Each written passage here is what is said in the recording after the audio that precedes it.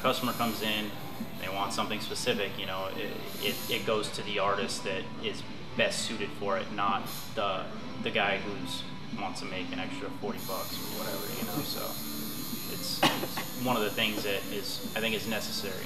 You need to put out a high quality tattoo, and you need to be good with your clients, you know. And in the same token, the client's got to be good to you too, you know.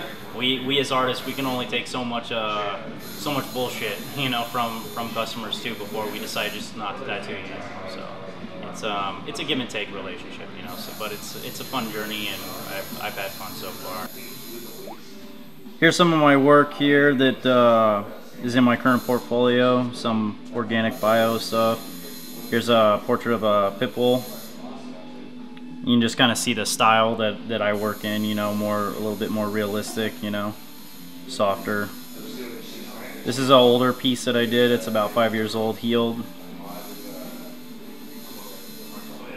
And this is explain what this is. This is just my portfolio. That was a picture of my dog I did. This is actually one of the traditional pieces I did. I don't do those often, but I still like to do them every once in a while. These are all watercolor right here. Still watercolor, Mike Myers, and Pennywise. I'm sure that's gonna make a lot of people happy. People hate clowns. Here's something a little bit different. That's Darth Vader with his helmet off. All Dia de los Muertos. That was all done with marker. This is a little bit of an older piece too. A little bit of a kind of a neo-traditional style. And now all these are pieces of art that you can apply to. You can actually tattoo. I've actually tattooed all of these. These are all most of these are actually tattooed on. You know, so you know, here's some sleeve work that's in progress. You can see just like softer, brighter. You know, the style. This is actually in a book. It's in a Out of Step book called Antenna of Inspiration. This is a complete rework I did on a guy's head. Boba Fett. That was completed in 3 hours at a tattoo convention. I won a couple first place awards for that color portrait. And this is the color realism style? Yeah, most of this is more color realism. Obviously there's some things that are, you know, a little bit you know, just got a little flair to her, a little different of a style. There's a pentagram inside that rose there. You know, that's basically like you can see this style though. This is what I really like to do though, is the more the portrait stuff, you know. The color portrait stuff is really fun to do, but you can't go wrong with skulls. Here's some skate decks that I've done. These two actually aren't finished yet. Here's one that's fully carved. I still got to finish the painting on it. You know, that's 7-ply laminate carved with Dremel tools. It took me 6 Dremel tools. Kept burning out the motors to do that. This is like the found object stuff that I was talking about earlier. This is all just scrap metals and, you know, pieces of you know, conduit and springs and, you know, just random shit just put together. You know, but that's some stuff there. Here's another. It's actually a skate deck, believe it or not. Before I cut it. And this was for a skate show, a skate art show. And this is a little bit different as far as the style of artwork goes. These are actual formerly live animals, including the bat, the scorpion, and all the beetles. They're all real. You can see it's a crucifixion. It's got Longinus, scorpion, sticking Jesus the bat in the ribs there, and you got a little hellfire and brimstone down at the bottom with little bug minions rolling up there. But yeah, that was for another skateboard art show that we did. Just another example of just different styles of stuff that I do besides tattooing. So.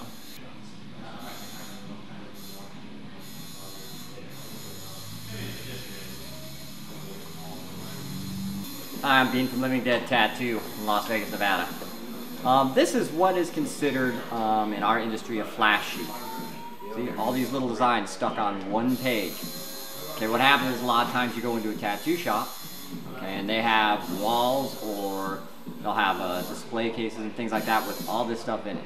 So what happens is a client will usually walk in and they just kind of point at it like, you know, I want this one per se. And that's considered flash, and that's not really what we do here. We do full custom pieces, which is basically, as you can see probably on the wall behind me, on Mike's wall, full custom stuff where we completely draw it for the customer.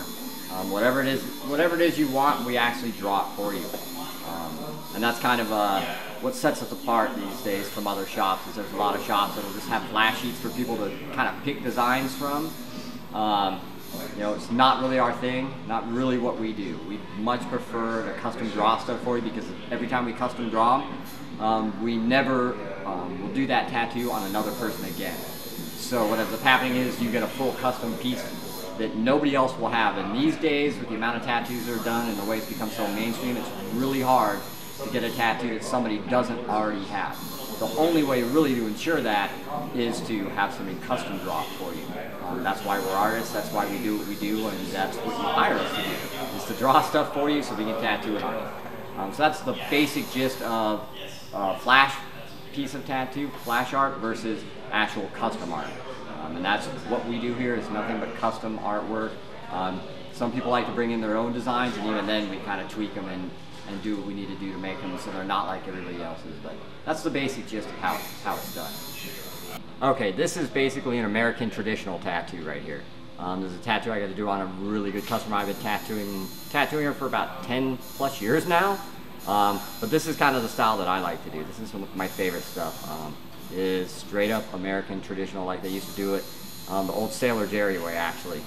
Like Sailor Jerry and all those guys from back in the days, how I like to do them. So I basically do my traditionals the exact same way.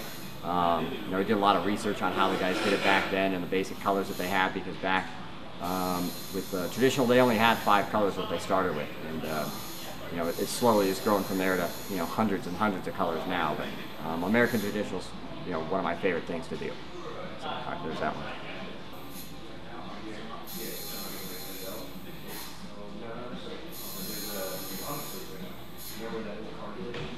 Alright, this is an actual American traditional tattoo. This actually came from Sailor Jerry's Flash. Sailor Jerry was a tattooer in the 40s and 50s in Honolulu, Hawaii.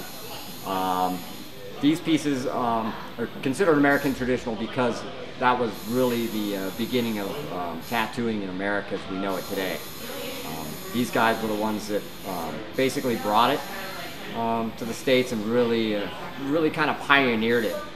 Sailor Jerry was a huge name back then, and even now, even though he's passed away, his name is even bigger, as people well know. Sailor Jerry rum and all that good stuff. Basically, American traditional was just the way it was done in the old days.